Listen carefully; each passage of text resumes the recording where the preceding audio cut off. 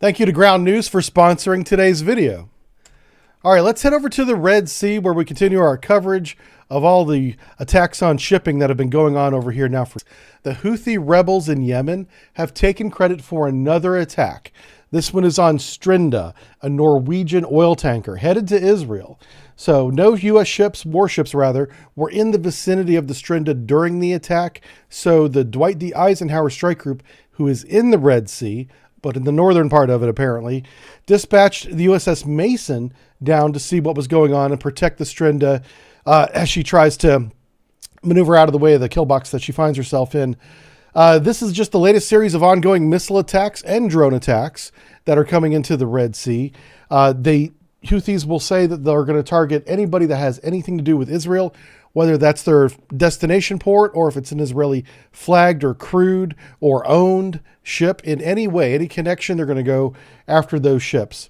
So we'll continue to keep an eye on this. They did not hijack this one. They have hijacked 5 ships so far, one of which was recaptured by the Indian Navy. We have that in another video for you coming up. U.S. Navy helicopters destroyed Houthi boats in the Red Sea after attempted hijack. Right-leaning outlets like the Daily Express have much more inflammatory headlines with terms like skyrocketing Red Sea tensions, and left-leaning outlets like the West Hawaii Today use terms like U.S. issues final warning, not mentioning the gunshots at all. So I would not know that they're talking about the same story just by reading those headlines. This is why it is important to read different sources and understand that the biases of each news outlet that you're reading. Ground News is an app and a website that gathers the world's media together for you to compare coverage and see the full picture.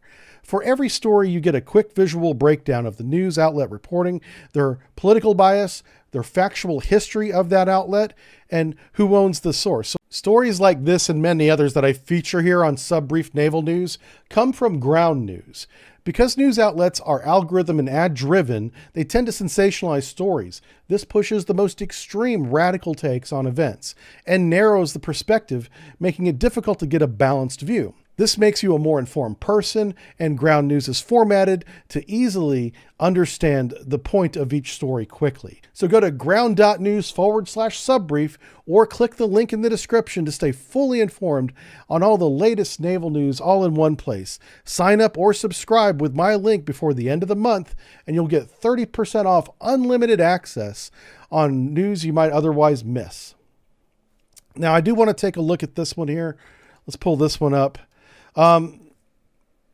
Kind of doing a re-edit here because we have some new information on Defense Secretary Lloyd Austin. The original story I was covering was he had gone missing for days during the holiday, the Christmas and New Year's holiday. What had happened was he was on a Middle East tour with the Secretary of State, and their departments and our departments were together meeting leaders over there. Last public appearance was on December 18th, and after that he began the holiday routine. He was not expected to be seen until after that was done. Well, apparently during his holiday time, he had some elective surgery, and in post-op, he went back home and had some pain. That pain continued to grow, couldn't manage it, so he went back to the hospital. They're not saying what elective surgery he had, and they're not saying what the complication was, but they did put him in intensive care immediately upon returning to the hospital on January 1st. So the Deputy Secretary of Defense takes over. She's on vacation in somewhere, doesn't matter where, but she takes up her responsibilities but doesn't inform anybody else that this has happened. And not just her, but her staff was responsible to report to not just the White House and executive branch leaders. The State Department needs to know as well that the Secretary of Defense is no longer in the communication loop and that all his emails are being read by the deputy now. That communication apparently did not happen for at least 4 days, and we're still narrowing down the timeline. It might be longer than that. So there was a point in time where the White House and Secretary of State did not know that there was a new temporary Secretary of Defense in the Deputy Secretary of Defense while this was going down. Now, it has just, I should finish that point by saying they're investigating this lack of communication. They're going to make sure it doesn't happen again, is the message now coming out of the State Department and the White House. We'll have to take them at their word and see if they do that. But the whole point of the re-edit here is the very sad news, I'm sorry to report, is that Lloyd Austin has been diagnosed with prostate cancer. That is not a good cancer for anyone to have. It's my understanding is that it is a low survivability cancer, and I really wish him the best. This news shocked me, and we're just going to keep cheering for him, and hopefully he makes a full recovery.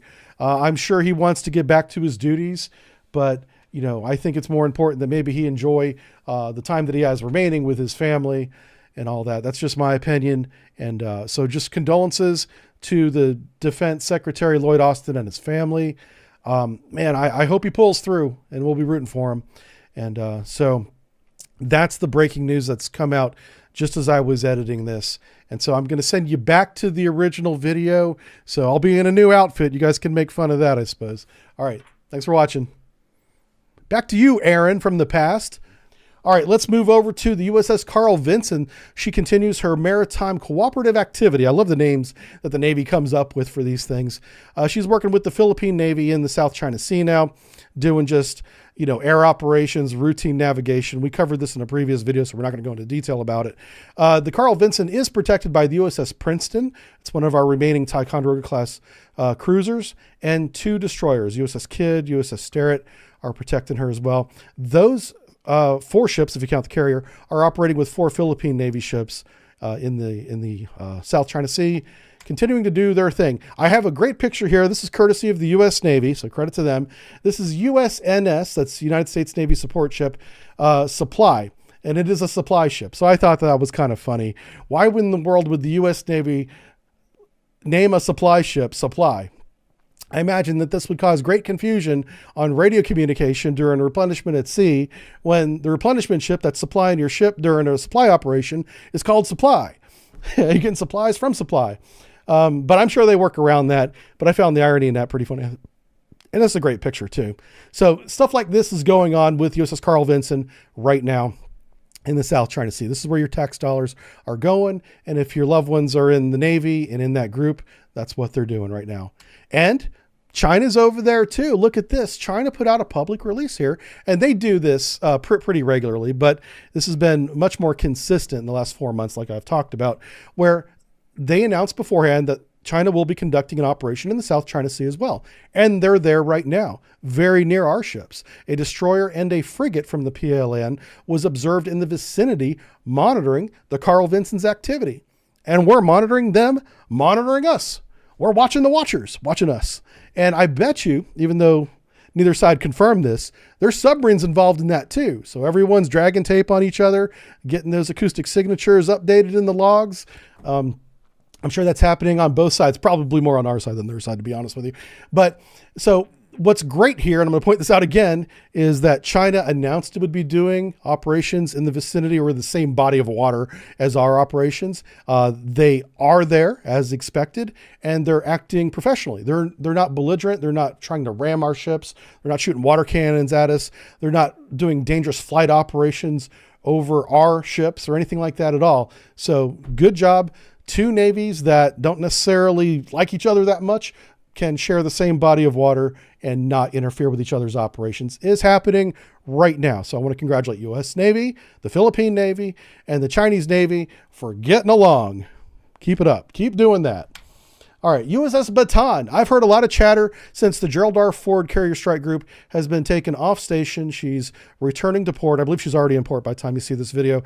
And she came out of the Mediterranean, ending her 8-month extended deployment over there. The USS Baton and the Carter Hall, 2 very important ships that are chock full of Marines, and the Marine Expeditionary Unit on board both of those, are now in the Mediterranean where the Gerald R Ford was. So when people get on social media and say, you know, why wasn't the Gerald R Ford replaced with another carrier? Well, that's a fair point. She wasn't, but she was still replaced with a very capable amphibious ready group, ARG. And these have a lot of Marines on board that can go ashore and do some business. Now, from a personal point of view, I kind of hope that they don't. I know they're trained, they're ready to fight, they're ready to go. But now I'm older, civilian, I'm looking at these young men and women, and I want to bring them all home safe. You know, I don't want to see any more fighting. So USS Baton is operating in the Mediterranean now, and she is now the next longest deployment out there. I expect her to come home next. I hope everyone comes home safely. USS Baton. Here's the Carrier Strike Group 2. This is the Dwight D Eisenhower. This is the one that's in the Red Sea, that's protecting shipping over there right now. This is a great infographic, courtesy of the U.S. Navy. They published this, and just breaks down some of the character, all the air wings and stuff that are on the aircraft carrier there. Give you an idea of all the different.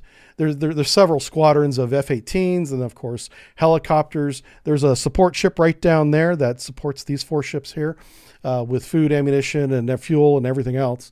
And this is what's going on out there. If you want a copy of this, you can get this from the Public Affairs Office. And I believe the United States Naval Institute has a copy on their website as well. It's a very cool infographic if you want to know a lot about how and who is attached to what Carrier Strike Group. They break it all down for you.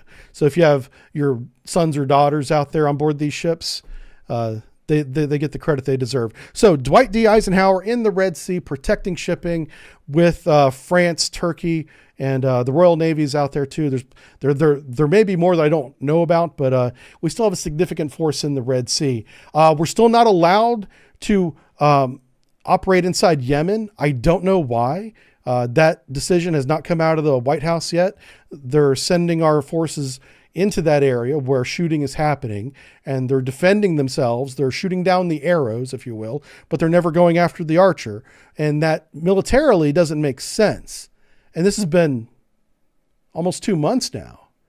So it is clear to me that we're not going to go into Yemen, yet we're putting our forces in harm's way. I can't explain it. Somebody's got to explain that to me. I don't know. All right, I'm going to give a little bit of love to the Coast Guard here. The Coast Guard does a very important job all around the world, right? Whether you agree with that or not, it doesn't matter. It's still our men and women out there doing a great job. So here's U.S. Coast Guard cutter, or cruiser, cutter. Robert Goldman. This is part of Task Force 150. 150 is the task force that's in the CENTCOM Theater of Operations. That's the same one Dwight D. Eisenhower is in right now. But Task Force 150 is an anti-pirate task force where they look for smuggling, weapons, drugs, you name it. This was their most recent grab. The Coast Guard grabbed hash and methamphetamine in the Arabian Sea. And this is 600 pounds of meth. And they didn't say how much hash, so it makes me wonder what was going on there. I do have a question for the chat. What in the world is hash? That sounds like a slang term for something. Is it marijuana? That's what I think it may be. But I honestly have no idea what the hell hash is. But methamphetamine, familiar with that. All right, so here's the crew after confirming the efficacy of the meth. They're feeling that energy. It looks like they're doing the hookah down there. That's that New Zealand dance that they do. It's very intimidating, but good for them. So this is the crew after they received 599 pounds of meth. All right. Thank you to Ground News for sponsoring today's video. Click on the link in the description. Save 30% off your Ground News subscription. See you guys in the next one. Have a great weekend. Bye. Or week. It's Sunday for me. You'll see this probably on Tuesday. Probably cut that part out.